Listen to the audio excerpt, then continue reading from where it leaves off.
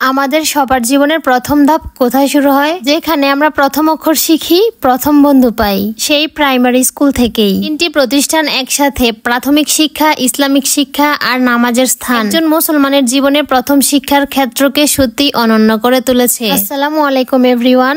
গত ভিডিওতে আপনারা আপনাদের গ্রামের ভিডিওটা অনেক বেশি পছন্দ করেছেন। বিশেষ করে প্রবাসে যারা আছেন, প্রবাসী ভাইয়েরা অনেক সুন্দর সুন্দর কমেন্টও করেছেন, যা দেখে আমার খুবই ভালো লেগেছে। সেদিন ওই দিক থেকে আসার পথে আমি হায়দরনগর প্রাইমারি স্কুল, মসজিদ, মাদ্রাসা আর ঈদগাহের কিছু দৃশ্য ভিডিও করে রেখেছিলাম, কারণ আমার খালার বাসা ওখানেই ছিল। কিন্তু আগের ভিডিওটা অনেক বড় হয়ে যাওয়ার কারণে এই ক্লিপগুলো যুক্ত করতে পারিনি। গত ভিডিওতে আপনাদের ভালোবাসা ও সুন্দর রেসপন্স দেখে নতুন ভাবে এই ভিডিওটা তৈরি করলাম। আসলে আমাদের জীবনের প্রথম সূচনা হয় প্রাইমারি স্কুল থেকে, এখানে আমরা প্রথম অক্ষর শিখি আর প্রথম বন্ধুত্ব খুঁজি। এরপর ইসলামিক শিক্ষার আলো আমরা পাই মসজিদ ও মাদ্রাসা থেকে। আর আজকে আমি আপনাদেরকে দেখাবো জীবনের প্রথম চলার পথে এই তিনটি প্রতিষ্ঠানের মিলনস্থল: হায়দরনগর আক্তারুল উলুম ইসলামিয়া হাফিজিয়া মাদ্রাসা ও এতিমখানা, হায়দরনগর উত্তরপাড়া জামে মসজিদ, হায়দরনগর সরকারি প্রাথমিক বিদ্যালয়। মসজিদের পাশে ঈদগাহ রয়েছে। একই স্থানে এই তিনটি গুরুত্বপূর্ণ প্রতিষ্ঠান থাকা আমার কাছে সত্যি অনেক বিশেষ মনে হয়েছে।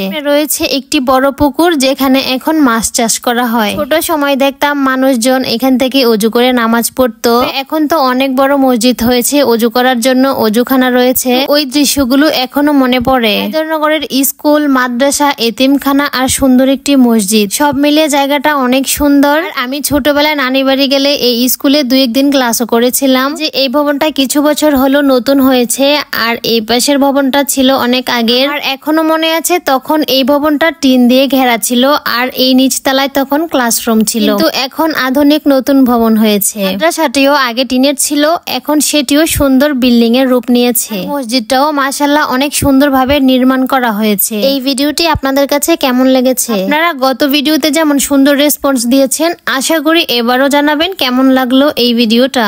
এবং আপনাদের এলাকার এই প্রতিষ্ঠানগুলো দেখে আপনাদের ভালো লাগাগুলোই আমার কাজকে সবচেয়ে বেশি পূর্ণতা দেয়। পরবর্তীতে আপনাদের যদি আরো কোনো ভালো লাগার জায়গা অথবা আপনাদের সুন্দর স্মৃতিময় কোনো জায়গা থাকে, তাহলে অবশ্যই কমেন্ট করে জানাবেন। আমি যতটুকু পারবো আপনাদের মাঝে তুলে ধরার চেষ্টা করব। আজকের ভিডিও এই পর্যন্তই। ভালো থাকবেন সবাই আর আমার জন্য দোয়া করবেন। আল্লাহ হাফেজ।